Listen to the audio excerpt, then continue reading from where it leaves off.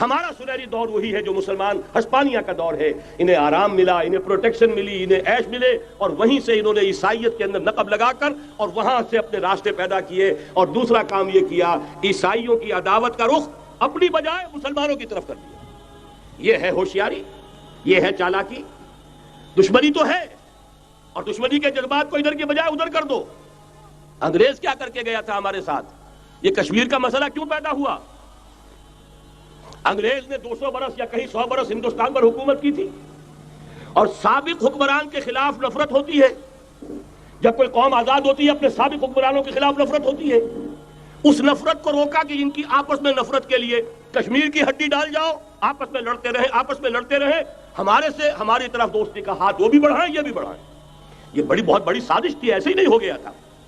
جان بوجھ کر مسئلہ پیدا کیا گیا کہ یہ پاکستانی بھی ہمارے دوست رہے، کامن ویلتھ میں رہیں، یہ ہندوستان بھارت بھی ہمارا دوست رہے، کامن ویلتھ میں، آپس میں لڑیں. دشمنی کا جتنا جذبہ ہے وہ آپس میں طے کر لیں، باقی ہمارے لیے دوستی ہی دوستی رہ جائے.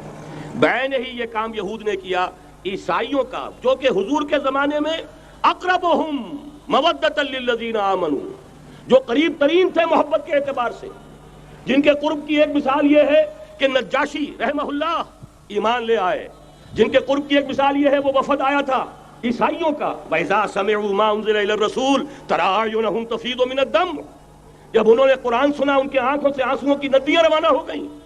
جن کی ایک مثال یہ کہ مقوقس شاہ مصر، اس نے حضور کے ایلچی کا اعزاز کیا تھا اور وہاں سے ہدیے بھیجے تھے. جن کے قریب ہونے کی ایک نشانی یہ ہے کہ ہرقل چاہتا تھا کہ مسلمان ہو جائے، لیکن بس یہ کہ وہ حکومت اور سلطنت پاؤں کی بیڑی بن کر پڑی رہ گئی.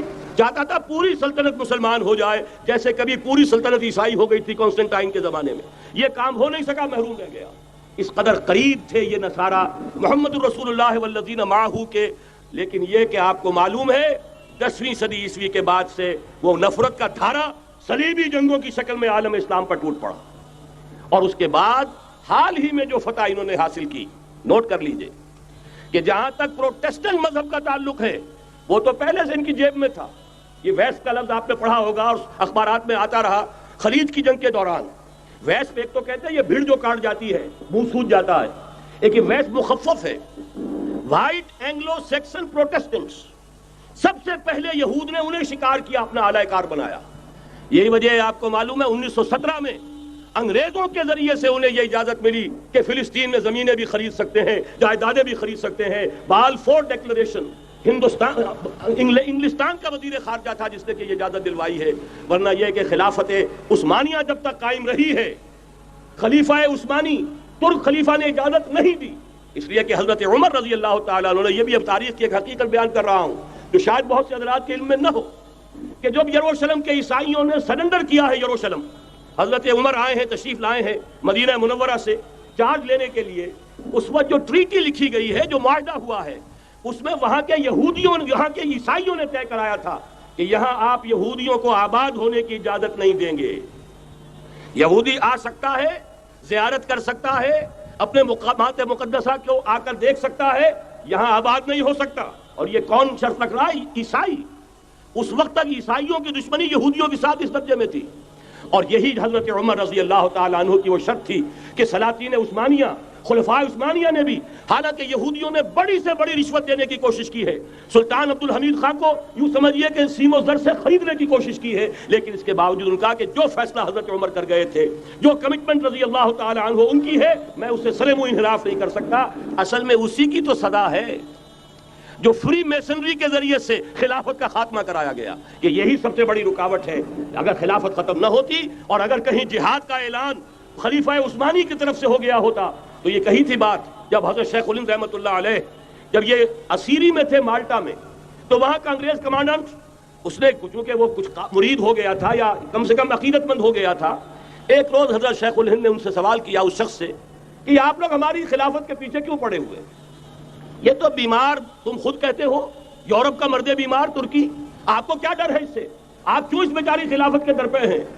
اس شخص نے جواب دیا تھا، مولانا اتنے بھول پن کے ساتھ بات نہ کیجئے، ہم بھی جانتے ہیں، آپ بھی جانتے ہیں، اگر کہیں خلافت عثمانیہ کی طرف سے جہاد کا اعلان ہو گیا تو پورے عالم اسلام سے لاکھوں مسلمان اپنے سروں سے کفن باندھ کر نکل آئیں گے. آج اس گئے گزرے دور میں بھی اس کمزور اور یوں سمجھیے کہ نام نہاد خلافت کے اندر اتنی جان ہے، اتنی طاقت ہے، لہذا اس کو ختم کیا گیا. اور ختم کرایا گیا کن کے ذریعے سے؟ وہ جو مسلمان کہلاتے ہیں تھے فری میسن، مصطفیٰ کمال پاشا فری میسن، اور اس کے ذریعے سے انہوں نے سارے کام جو کروائے وہ در حقیقت اپنی سازشوں کے ذریعے سے اور مسلمانوں کو استعمال کر کے کروائے. بہرحال بات لمبی ہو رہی ہے. پہلی بات تو یہ ہے کہ وہی نقشہ اس وقت کا آج بھی ہے جہاں تک یہودیوں کا تعلق ہے، لیکن فرق یہ واقع ہو گیا کہ اس وقت عیسائی یہودیوں کے تابع نہیں تھے، بلکہ عیسائیوں اور یہودیوں کے مابین دشمنی تھی. آج یہودی عیسائیوں پر مسلط ہو چکا ہے. فرنگ کی رگے جہاں پنجے یہود میں ہے، اور آج کے فرنگ کا لیڈر امریکہ ہے. امریکہ کا صدر یوں سمجھیے کہ وہ ان یہودیوں کا غلام ہے. مجال نہیں کہ ان کی مرضی سے ادھر سے ادھر ہو جائے، اور اگر کوئی غلطی سے ادھر سے ادھر ہو جائے تو اس کا پتا چاک ہو جائے گا. آپ دیکھیے کیا حشر ہوا ہے بش کا، حالانکہ بہت بڑا ہیرو بن کر نکلا تھا گلف وار سے، لیکن ذرا سا ایک بیان دے دیا تھا کہ جو اسرائیل کو پسند نہیں آیا، تو جو الیکشن میں چاروں شانے چت ہوا ہے اس کا جو حشر ہوا ہے وہ دیکھ لیجیے. تو پہلی بات تو یہ سمجھ لیجیے کہ آج بھی یہودی، یہ نیو ورلڈ آرڈر ہے، نیو ورلڈ آرڈر، اور اس میں عیسائی دنیا اس کی اعلی کار ہے.